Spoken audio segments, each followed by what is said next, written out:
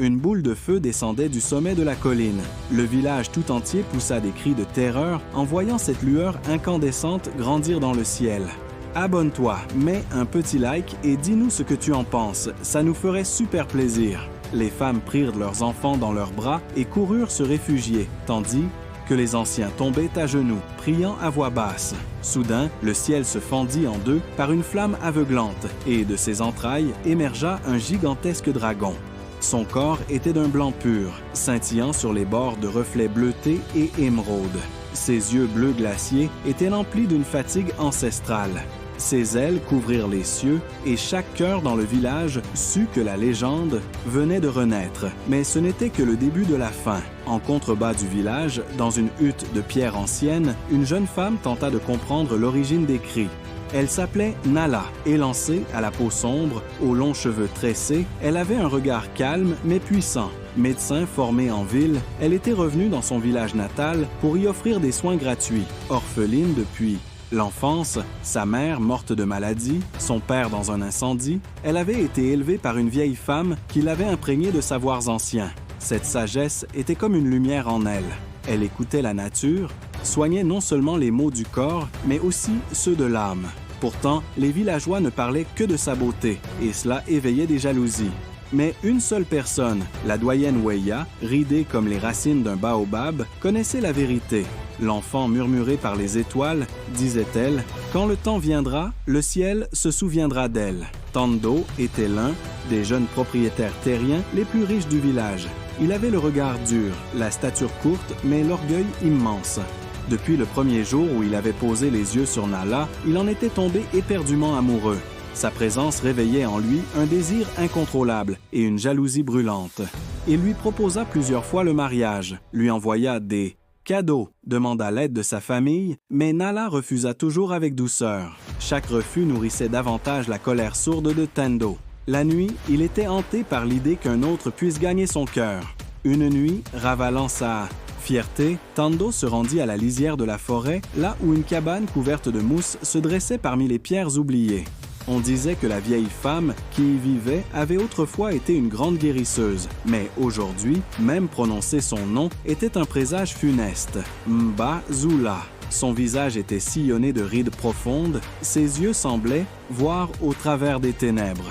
« Attache-la à moi, qu'elle soit mienne ou qu'elle ne soit à personne, » dit Tando, les dents serrées. Zula plissa les yeux. Corrompre un cœur pur par les ténèbres exige un prix. Je paierai tout, peu importe ce que ça me coûte.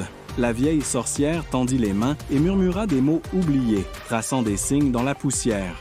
Le vent changea soudainement de direction. Les flammes dans son foyer vacillèrent. Le sol trembla légèrement. Cette nuit-là, le sort ne toucha pas seulement Nala. Il déchira aussi le ciel, libérant une malédiction vieille de 1000 ans. Le dragon, c'était l'âme d'un ancien guerrier. Il s'appelait Kairo. Jadis protecteur de son peuple, il fut trahi et maudit, condamné à errer dans le ciel sous une forme monstrueuse. Pendant des siècles, une seule image hantait ses songes, le visage de Nala. Cette nuit-là, Nala ne trouva pas le sommeil. Chaque fois qu'elle fermait les yeux, les murs de sa hutte semblèrent disparaître, remplacés par un vide étoilé.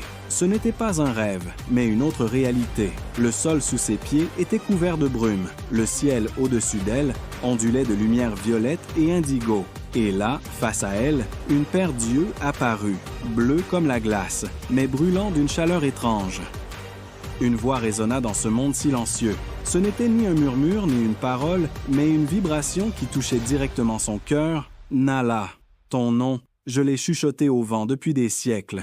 J'ai attendu ta lumière dans les ténèbres. Tu es venue, tu es la seule à te souvenir de moi. » Les larmes glissèrent sur les joues de Nala. Elle ne comprenait pas tout, mais cette voix, elle la reconnaissait. Elle l'avait peut-être aimée dans une autre vie. Elle tendit les mains. La brume s'écarta et un dragon gigantesque, magnifique, apparut. Il ne volait pas. Il attendait. Le dragon baissa la tête. Nala, le cœur battant, s'approcha et toucha doucement son front. Au contact de sa peau, les étoiles semblèrent s'éteindre un instant. L'âme de Kairo résonna pour la première fois à travers l'univers. « Je t'ai retrouvé.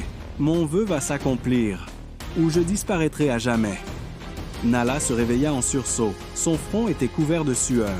Mais quelque chose en elle n'était plus vide. Elle ne pourrait jamais oublier ses yeux, ni cette voix. Mais ce réveil marqua aussi l'éveil d'un mal ancien. À l'aube, le village sombra dans le chaos. Des cris résonnaient dans les ruelles, les enfants pleuraient, les bêtes devenaient folles, les puits se tarissaient mystérieusement et des incendies éclataient sans raison. Certains habitants, saisis d'une rage inexpliquée, se battaient entre eux. La terre semblait vivante, tremblante, comme si elle voulait recracher quelque chose de profondément enfoui. Nala sortit de sa hutte, pieds nus, le souffle court. Elle comprit immédiatement que ce qu'elle avait vu n'était pas un rêve. Le dragon, Kairo. Il ne venait pas pour détruire, mais pour prévenir. Peut-être pour sauver. Les jours passèrent. Le chaos ne faisait qu'empirer. Un matin, Nala grimpa dans les hauteurs pour cueillir des herbes médicinales. Le brouillard enveloppait les montagnes, dense et froid. Alors qu'elle écartait les feuillages, un murmure s'éleva avec le vent. Nala. Elle fit un pas, puis un autre, contournant une paroi rocheuse. Et là, devant elle, se tenait Kairo, dans toute sa splendeur draconique. Son corps blanc irradiait une lumière douce. Sa poitrine se soulevait lentement. Il la regardait. Elle ne recula pas. « Pourquoi es-tu venu » demanda-t-il. Sa voix était grave, mais chargée d'une fragilité insoupçonnée.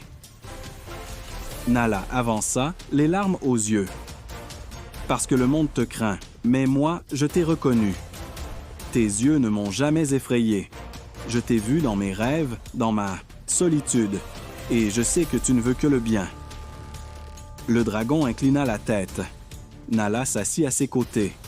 Pas comme on s'assoit auprès d'un monstre, mais comme on s'assoit auprès d'un cœur qui bat comme le sien. À cet instant, un oiseau chanta dans la vallée. Même la nature semblait retenir son souffle devant leur rencontre. Nala se leva lentement. Sans une once de peur, elle s'approcha du museau immense du dragon. Ses mains tremblaient légèrement, mais son regard était déterminé. Elle posa ses doigts sur l'écaille douce et chaude, leva les yeux vers lui. Et, dans un geste plein d'amour et de confiance, elle déposa un baiser sur son front. Un baiser pur, silencieux, vibrant de vérité. Le ciel s'assombrit un instant, comme pour absorber ce serment muet. Le dragon ferma les yeux, frissonna, puis il déploya ses ailes, leva la tête vers les nuages et s'envola dans un souffle puissant. Mais il ne partit pas pour fuir. Il s'éleva pour protéger. Le soir même, les flammes s'abattirent sur les foyers de ceux qui avaient invoqué les ténèbres. Les champs de Tando furent réduits en cendres. La cabane de Mbar Zula fut soufflée par une onde lumineuse. Les habitants, terrifiés, virent une silhouette lumineuse planer au-dessus du village, blanche, majestueuse, éternelle. Et sur la terre calcinée, un seul mot apparut. Justice. Kairo était revenu, non pas en ennemi, mais en gardien. Le village retrouva peu à peu la paix. Les maladies reculèrent, les puits se remplirent de nouveau, les animaux se calmèrent, et la terre recommença à porter ses fruits. Nala n'était plus perçue comme une étrangère, mais comme une bénédiction. Les enfants la saluaient. Avec respect, les anciens baissant les yeux devant elle. Même Weya, la doyenne, murmura un jour « Il est revenu », et avec lui, son cœur. Mais Nala, elle, dépérissait. Elle souriait, elle soignait encore, mais son regard se perdait, souvent dans le vide. Les repas restaient intacts. Les nuits, elle restait assise, seule, le regard fixé sur les étoiles. Son âme était vide sans lui. Une nuit, alors que tout le village dormait, une lumière douce traversa le ciel. Elle sentit un appel, un souffle venu d'ailleurs. « Nala, viens !» Elle suivit l'appel. Pieds nus, elle s'enfonça dans la forêt, guidée par la lune. Après une longue marche, elle atteignit un ancien temple caché parmi les arbres, géant. Les pierres brillaient faiblement. Tout autour respirait le sacré. Et là, au centre du sanctuaire, se tenait Kairo, sous sa forme draconique. Il attendait. Nala courut vers lui, le cœur prêt à éclater. Elle l'enlaça, posa son front contre son cou. « Je ne t'ai jamais oublié », sanglota-t-elle. « Même quand mon corps s'affaiblissait, mon cœur battait pour toi. Je t'aime, Kairo, quoi que tu sois, où que tu sois. » Le dragon frémit. Une lumière l'enveloppa. Ses ailes se replièrent, Ses écailles s'effacèrent. Son corps se transforma lentement. Devant elle se tenait désormais un homme magnifique. Grand, la peau noire brillante, les cheveux longs attachés à l'arrière, le torse nu, puissant, vivant. Autour de sa taille tombait un tissu noble aux motifs anciens. Ses yeux restaient d'un bleu perçant. Il tendit la main. « Je suis revenu pour toi. » Le lendemain, à l'aube, Caïro et Nala descendirent ensemble les marches du sanctuaire. La forêt les saluait en silence, les feuilles frémissaient sous leurs pas et les oiseaux chantaient avec une harmonie rare. En approchant du village, les cloches sonnèrent au loin, suivies par les rires des enfants. Les villageois, d'abord figés, se rassemblèrent lentement. Lorsqu'ils virent Nala, leurs regards s'adoucirent. Et face à l'homme aux yeux bleus, qui l'accompagnait, il y eut un murmure, puis un silence profond.